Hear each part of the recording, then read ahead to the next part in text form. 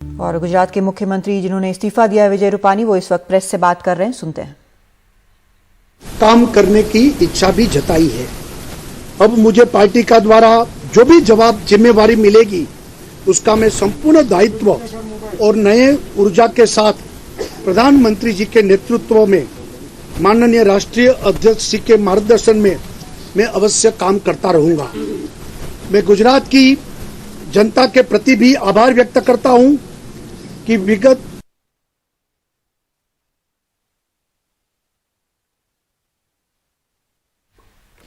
तो इस वक्त विजय रूपानी बोल रहे थे। इस्तीफा देने के बाद उन्होंने राज्यपाल को आज अभी कुछ ही मिनट पहले इस्तीफा सौंपा है और माना यह जा रहा है कि आने वाले चुनावों के लिए, विधानसभा चुनावों के पहले उन्होंने अपना इस्तीफा दिया है, क्योंकि पिछली बार जो परफॉर्मेंस थी विधानसभा चुनाव में वो उस तरह की नहीं थी, जिसमें विजय रूपानी जो जिस तरह के समीकरण लेकर आते हैं मुख्यमंत्री पद को, उसमें बहुत ज़्यादा फायदेमंद हो बीजेपी के लिए। तो माना यह जा रहा है कि इसलिए इन्होंने फिलहाल इस्तीफा दिया है। अब अगला चेहरा कौन होगा मुख्यमंत्री का, ये फिलहाल साफ नहीं है, लेकिन कुछ नाम जो हैं वो आगे चल रहे हैं और इसमें जो जातिगत समीकरण है शायद वो सबसे बड़ी भूमिका इसमें निभाएंगे। लेकिन इस वक्त बड़ी खबर यह है कि विजय रूपानी ने इस्तीफा दे दिया है। माना यह जा रहा है कि लंबे वक्त से इस पर चर्चा चल रही थी, सोच विचार चल रहा था, मंथन चल रहा था कि क्या किया जाए, और अब जाकर ये आज इन्होंने इस्तीफा राज्यपाल को सौंप दिया है। और उस इस्तीफे के सौंपने के बाद यहाँ पर इन्होंने प्रेस से बात की है, कहा है कि जो भी कार्य सौंपा जाएगा वो करेंगे। तो कुछ ही देर पहले असल में प्रेस को बुलाया गया था, वो इंतज़ार कर रहे थे और उसके बीच में इन्होंने जाकर इस्तीफा दिया राज्यपाल को, क्योंकि अंदाज़ा था एक तरह से कि क्या चल रहा है वहाँ पर, पार्टी में किस तरह की बातें चल रही हैं। तो यही कयास लगाए जा रहे थे कि विजय रूपानी को इस्तीफा देना है, शायद इसलिए इस तरह अचानक प्रेस को बुलाया गया है, लेकिन यही हुआ है और उन्होंने इस्तीफा दे दिया है। तो फिलहाल अब अगला चेहरा कौन होगा इस पर नजर होगी। और गुजरात से अब चलते हैं उत्तर प्रदेश, जहां पर कांग्रेस महासचिव प्रियंका गांधी 5 दिवसीय दौरे पर हैं। आज प्रियंका रायबरेली और अमेठी का दौरा करेंगी। इससे पहले कल लखनऊ में उन्होंने पार्टी पदाधिकारियों के साथ बैठक की। यूपी चुनाव से पहले प्रियंका गांधी मंथन में जुटी हैं। हर गांव में कांग्रेस अभियान की जिलावार समीक्षा भी हो रही है। कांग्रेस सलाहकार समिति और रणनीति कमेटी ने पूरे उत्तर प्रदेश में यात्रा निकालने का निर्णय लिया है।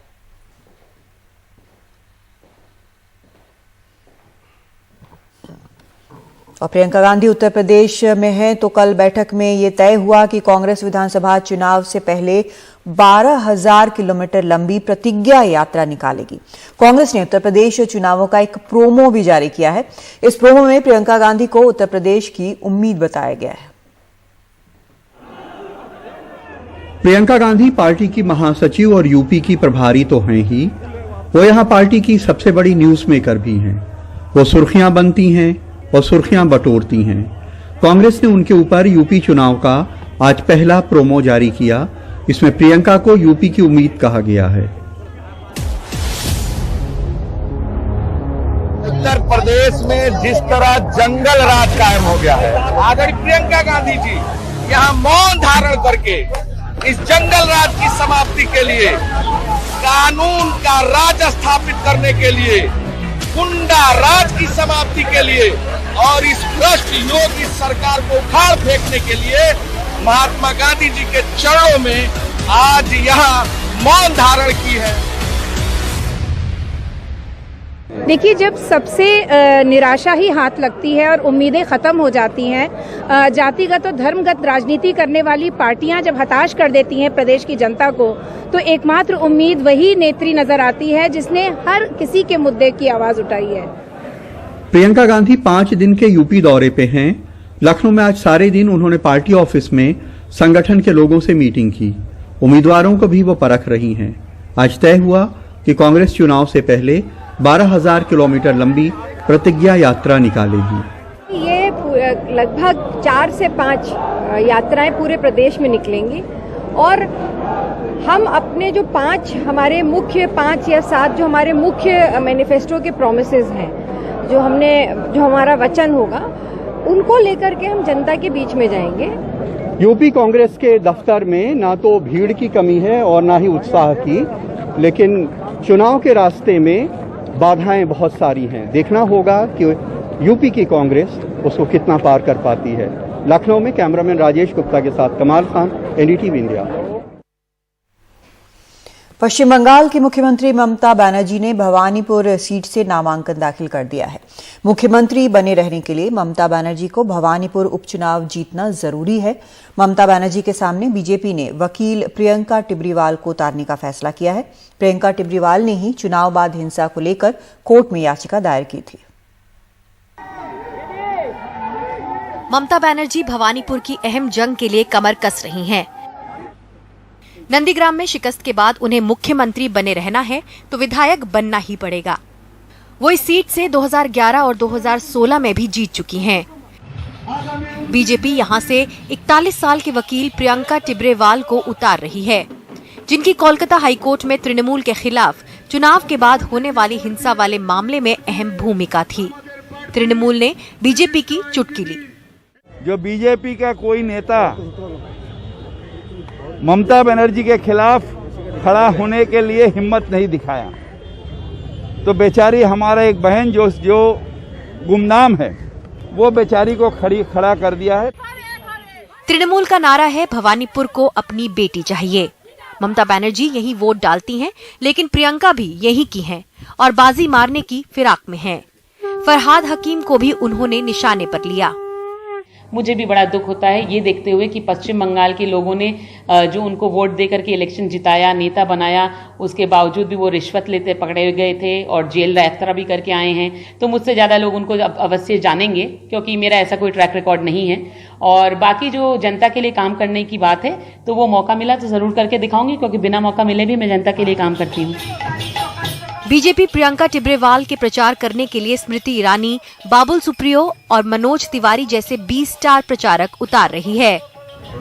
बस 4 महीने पहले पश्चिम बंगाल ने एक जबरदस्त असेंबली इलेक्शन देखा था और अब सब नजर बनी हुई है भवानीपुर में, जहां से ममता बनर्जी लड़ेंगी असेंबली में एक जगह बनाने के लिए और मुख्यमंत्री के कुर्सी पर बने रहने के लिए। बंगाल में इलेक्शन के लिए जो एंथुजियाज्म है उसका कम होने का कोई लक्षण नहीं। जीवी शंकर के साथ मोनिका बनर्जी, एनडीटीवी। बेंगलुरु में दक्षिणपंथी संगठन बीजेपी सरकार से नाराज हैं, क्योंकि गणपति पूजा के मौके पर निकलने वाले जुलूस, डीजे के इस्तेमाल पर रोक के साथ साथ पंडालों की संख्या भी तय कर दी गई है। नाराज मूर्ति बनाने वाले भी हैं, जिनकी दुकान विशालकाय मूर्तियों से भरी है, लेकिन वो बेच नहीं सकते, क्योंकि 4 फुट से ऊंची मूर्तियों पर सरकार ने रोक लगा दी है। निहाल किदवई की रिपोर्ट। गणपति की विशालकाय मूर्तियां ढक कर रखनी पड़ रही है, क्योंकि इनकी खरीद फरोख्त पर सरकार ने रोक लगा दी है। यहां सिर्फ 4 फुट की मूर्ति पंडाल में और 2 फुट की घरों में रखी जा सकती है। सरकार ने फैसला इसी महीने के 5 तारीख को सुनाया, यानी मूर्तियां काफी पहले बन चुकी थी।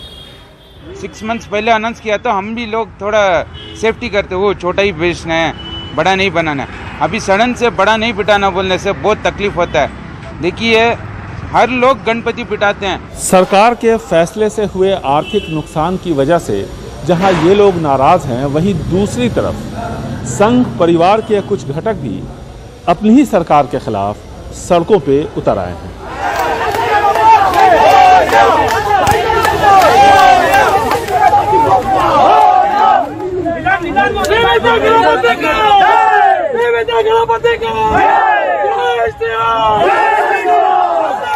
दक्षिणपंथी संगठन राज्य सरकार के 5 सितंबर के फैसले से नाराज है।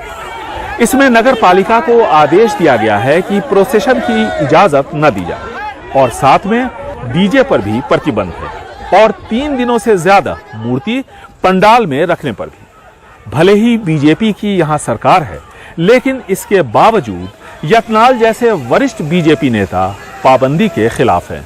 फैक्ट्री में 300 लोग कम था, अभी आके 50-60 लोग आ गया है। बहुत गरीब लोग ये इसका वजह से ये काम करते थे, जीता था साल भर। ये सरकार ऐसे करने का नहीं करो, ऐसा करके सब लोग तकलीफ हो रहा है। बहुत फाइनेंस क्लास में है, लड़का लोग को पेमेंट देने के बहुत मुश्किल में चल रहा है। बेंगलुरु से कैमरामैन कुमार के साथ निहाल किदवई, एनडीटीवी इंडिया।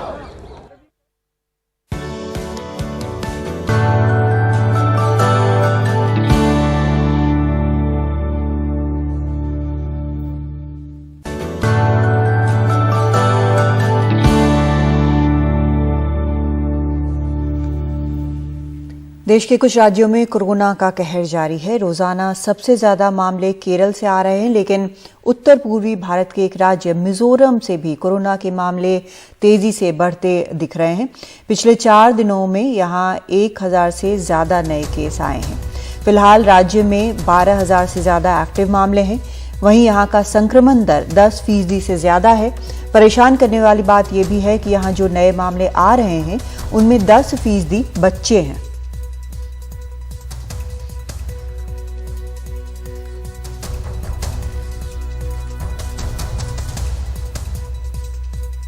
उत्तर पूर्व के बाकी राज्यों में कोविड के मामले अब घटते दिख रहे हैं और इसके साथ साथ जो लॉकडाउन है और रेस्ट्रिक्शन है उनको भी अब हटा दिया गया है उत्तर पूर्व के बाकी सभी राज्यों में, और कुछ रेस्ट्रिक्शन बाकी हैं। मगर मिजोरम की बात करें तो वहाँ पे स्थिति अभी भी गंभीर बनी हुई है। पिछले 4 दिनों में डेली जो केसेस, नए केसेस, पॉजिटिव केसेस आ रहे हैं वो 1000 से भी ज़्यादा आ रहे हैं, और पिछले 7 दिन की बात करें तो 700 से 1400 के बीच रेंज किया है। और जो कोविड के जो पॉजिटिविटी रेट है वो 10% से भी ज़्यादा है। जो रिकवरी रेट है मिजोरम में वो भी काफ़ी कम है, बाकी राज्यों की तुलना से सिर्फ 80% से थोड़े ज़्यादा रिकवरी रेट है। तो ये बहुत ही एक गंभीर एक सर्च हम मिजोरम में देख पा रहे हैं, जबकि मिजोरम में भी अब पार्शियल लॉकडाउन ही चल रहा है, रिस्ट्रिक्शन हटा दिए गए हैं। कुछ जगह में जहाँ पे कोविड के केसेस कम है वहाँ पे स्कूल्स भी ओपन है, मगर जो नए केसेस आ रहे हैं इसमें देखा जा रहा है कि 10% से भी ज़्यादा केसेस बच्चों में हैं, और 90 से भी ज़्यादा प्रतिशत केसेस ऐसे लोगों में है जो कि कम्युनिटी ट्रांसमिशन है, विद इन द सिटी है, विद इन द कम्युनिटी है। तो इसके चलते देखा जा रहा है कि स्ट्रिक्ट लॉकडाउन जब थे पिछले 4 महीनों में, तब भी जो चेन है ट्रांसमिशन का वो नहीं टूट पाया है मिजोरम में। और इसके पीछे क्या कारण है, इसके ऊपर अब राज्य सरकार छानबीन कर रही है, अपनी स्ट्रैटेजी को रिवर्क कर रही है राज्य सरकार। ऐसा जो राज्य सरकार के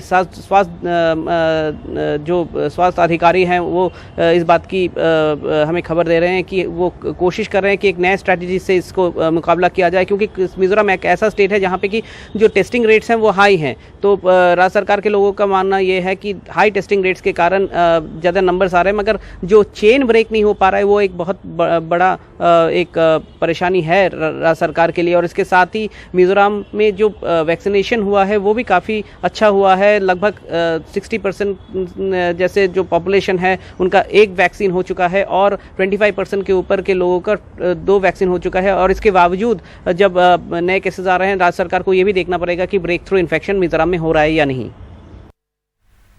और बात करते हैं असम की, उन 2 पेपर मिलों की जो बंद हो गई हैं और जर्जर हालत में नीलामी का इंतजार कर रही हैं। 2016 और 2021 में प्रधानमंत्री मोदी और गृह मंत्री अमित शाह ने राज्य की बंद पड़ी पेपर मिलों को दोबारा खुलवाने का वादा किया था, लेकिन ये वादा अब भी अधूरा है और इसकी सबसे ज्यादा मार मिल के कर्मचारियों पर पड़ रही है। वे सालों से बिना वेतन हैं और अब उन्हें उनका क्वार्टर भी खाली करने को कहा गया है, जिससे उनकी परेशानी बढ़ती जा रही है। 49 साल की मोजिबीन नेसा बेबस और चिंतित हैं। बीते साल उनके पति इमरान अली ठकुरिया बीमारी के बाद चल बसे। वो 57 साल के थे और जागी रोड पर हिंदुस्तान पेपर कॉरपोरेशन की नगांव पेपर मिल में काम करते थे।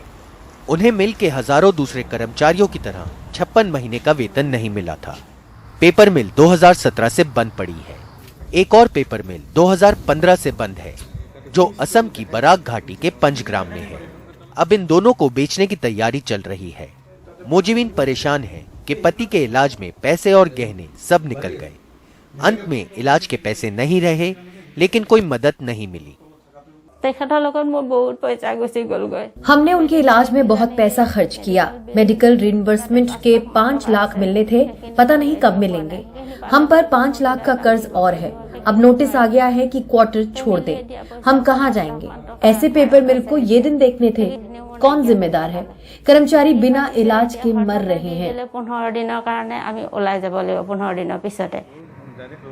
ठकुरिया की तरह असम के इन दोनों पेपर मिलों के 92 और कर्मचारियों की मौत पिछले 5-6 साल में हो चुकी है। कर्मचारियों के मुताबिक ज्यादातर की मौत इलाज न करा पाने की वजह से हुई। तनाव और सदमा भी एक अहम वजह रही। 3 लोगों ने तो आत्महत्या तक कर ली। अब इन कर्मचारियों को 15 दिन में घर खाली करने का नोटिस दिया गया है। 18 सितंबर को ये मियाद खत्म हो रही है। कर्मचारियों का कहना है कि ये नोटिस अवैध है। 26 अगस्त 2021 दिल्ली हाईकोर्ट में सुनवाई के दौरान हाईकोर्ट ने सरकार को लिखकर देने को कहा था कि वो ये मिल चलाना चाहते हैं या नहीं। ऐसी स्थिति में बिजली पानी काटने का नोटिस आना, घर खाली करने का नोटिस दिया जाना कर्मचारियों के साथ अमानवीय बर्ताव है। सरकार की बर्बर नीति है। कभी ये कंपनियां मिनी रत्न कही जाती थी। 2007 से लेकर 2008 तक ये मुनाफे में रही।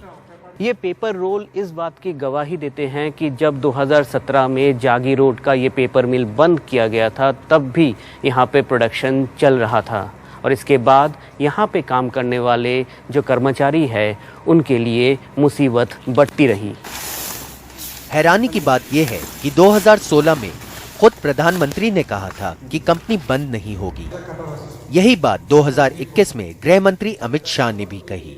प्राइम मिनिस्टर नरेंद्र मोदी में वहाँ इलेक्शन में जब आया था तो उसमें मतलब मीटिंग हुआ, उसी मीटिंग में वो प्राइम मिनिस्टर बोला था कि कसर पेपर मिल हम लोग रिवाइवल करेंगे, चलाएंगे।